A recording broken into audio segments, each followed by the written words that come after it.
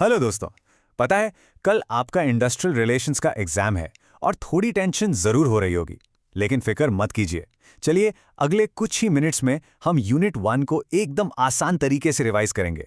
बिल्कुल no nonsense, सीधा exam के पॉइंट ऑफ व्यू से। ज़रा सोचिए, एक फैक्ट्री है और वो फैक्ट्री मानो खुद से ही लड़ रही है। मतलब वर्कर्स और मैनेजर्स के बीच हमेशा झगड़े, तनाव। क्या होगा वहाँ? काम बिल्कुल ठप, प्रोडक्शन ज़ीरो और सब लोग परेशान। बस इसी प्रॉब्लम को सॉल्व करने के सिस्टम को कहते हैं इंडस्ट्रियल रिलेशंस। तो ये है हमारा आज का गेम प्लान। हम एक एक करके इन सभी टॉपिक्स को समझेंगे और हाँ, सबसे आखिर में आपके एग्जाम के लिए एक सुपर क्विक रिवीजन भी करेंगे। रेडी? ओके, तो सबसे पहले शुरुआत करते हैं। आखिर ये इंडस्ट्रियल रिलेशंस चीज़ क्या है? ये कौन सा जादू है जो उस फैक्ट्री के सारे झगड़े खत्म कर सकता है? देखिए, बिल्कुल सिंपल शब्दों में समझें तो इंडस्ट्रियल रिलेशंस एक सिस्टम है। एक ऐसा सिस्टम जो काम करने की जगह पर तीन लोगों के बीच के रिश्ते को संभालता है। पहला, मालिक यानी एम्प्लॉयर। दूसरा, काम करने वाले यानी एम्प्लॉयीज। और तीसरा, इन सब के ऊपर नियम बनाने वाली सरकार। इनके बीच की हर बातचीत, झगड़े और समझौते सब इसी में आता है। और हाँ, ये हमेशा याद रखिएगा, इस पूरे खेल में तीन मेन प्लेयर्स होते हैं। एम्प्लॉयर्स यानी कंपनी का मैनेजमेंट, फिर आते हैं एम्प्लॉयीज और उनकी आवाज यानी ट्रेड यूनियंस, और तीसरी और इम्पॉर्टेंट पार्टी है गवर्नमेंट, जो रूल्स एंड रेगुलेशंस बनाती हैं। अच्छा, ठीक है, सिस्टम समझ आ गया। पर इसकी ज़रूरत ही क्यों है? इसका मिशन क्या है? ये क्वेश्चन एग्जाम में अक्सर आता है, ऑब्जेक्टिव्स ऑफ आईआर। तो इस स्लाइड पर थोड़ा एक्स्ट्रा ध्यान दीजिएगा। तो अगर एग्जाम में इसका जवाब लिखना हो तो ये रहे आपके पॉइंट्स। सबसे पहला मकसद, इंडस्ट्री में शांति बनी रहे।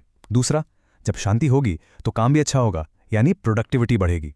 तीसरा, वर्कर्स को भी लगे कि उनकी बात सुनी जा रही है, इसे ही कहते हैं इंडस्ट्रियल डेमोक्रेसी। और आखिर में सबके साथ इंसाफ हो और देश की इकोनॉमी भी आगे बढ़े।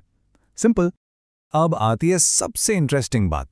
देखिए, इन रिश्तों को देखने का हर किसी का अपना अपना नजरिया होता है। इसको समझने के तीन मेन पर्सपेक्टिव्स या दृष्टिकोण हैं। ये टेबल एग्जाम के लिए बहुत इंपॉर्टेंट है। ये तीन अलग अलग चश्मे हैं। पहला है यूनिटरी नजरिया, जो कहता है हम सब एक परिवार हैं, सबका गोल एक है, यहां झगड़े की कोई जगह नहीं। फिर आता है प्लूरलिस्ट नजरिया। ये थोड़ा प्रैक्टिकल है, कहता है देखो, अलग अलग ग्रुप्स हैं, उनके अलग इंटरेस्ट हैं, तो झगड़ा नॉर्मल है, बैठकर सुलझा लेंगे। और आखिर में है मार्क्सिस्ट नजरिया, जो कहता है ये परिवार नहीं, ये तो मालिक और मजदूर के बीच एक क्लास स्ट्रगल है, झगड़ा तो हमेशा रहेगा। ओके, तो अब देखते हैं कि जब यह सिस्टम फेल हो जाता है तब क्या होता है। चलिए वापस चलते हैं अपनी उस फैक्ट्री में जहां आग लगी हुई थी। देखिए, बुरे रिश्ते एक दिन में नहीं बनते। इसके पीछे आमतौर पर यही कारण होते हैं: कम सैलरी, काम करने की खराब जगह, मैनेजमेंट का गलत बर्ताव और सबसे बढ़कर आपस में विश्वास की कमी। एग्जाम के लिए ये कॉजेज बहुत इंपॉर्टेंट है। और जब रिश्ते खराब होते हैं तो सबसे पहली मार हमेशा वर्कर्स पर पड़ती है। उनकी सैलरी जाती है, नौकरी का डर सताता है और इस सब से उन पर मेंटल और फिजिकल स्ट्रेस बढ़ता है।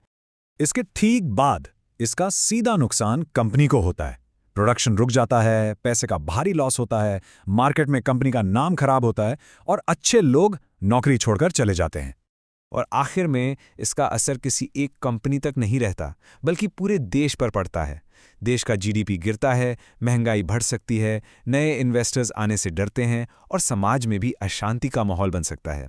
चलिए, अब इस पूरी कहानी के एक हीरो पर फोकस करते हैं, ट्रेड यूनियन। ये वर्कर्स की एकजुट आवाज है। तो यूनियंस करती क्या हैं? वो कलेक्टिव बार्गेनिंग के जरिए सभी वर्कर्स के लिए बेहतर सैलरी और सुविधाएं मांगती हैं। वो ग्रीवेंस रिड्रेसल से उनकी शिकायतों को सुलझाती हैं और उनकी जॉब सिक्योरिटी के लिए मैनेजमेंट से लड़ती हैं। बेसिकली वर्क प्लेस पर पावर को बैलेंस करने में इनका बहुत बड़ा हाथ है। राइट, अब हम आ गए हैं फाइनल और सबसे जरूरी सेक्शन पर। ये आपके कल के एग्जाम के लिए स्पेशल है। चलिए फटाफट तैयारी को फाइनल टच देते हैं। स्क्रीन पर जो ये टर्म्स आप देख रहे हैं, इनकी डेफिनेशन एकदम अच्छे से रट लीजिए। अगर आप इन टर्म्स को अपने आंसर्स में यूज करेंगे तो एग्जामिनर पर बहुत अच्छा इंप्रेशन पड़ेगा और मार्क्स भी अच्छे मिलेंगे। और ये हैं आपके लिए कुछ प्रैक्टिस क्वेश्चंस। ये सीधे पिछले साल के पेपर से उठाए गए हैं, तो इनको हल्के में बिल्कुल मत लेना। अगर आप इन सभी सवालों के जवाब दे सकते हैं तो समझ लीजिए कि आपकी यूनिट 1 की तैयारी पक्की है। तो डरने की कोई बात नहीं है। मेरी तरफ से all the very best for your exam. अच्छे से करिएगा।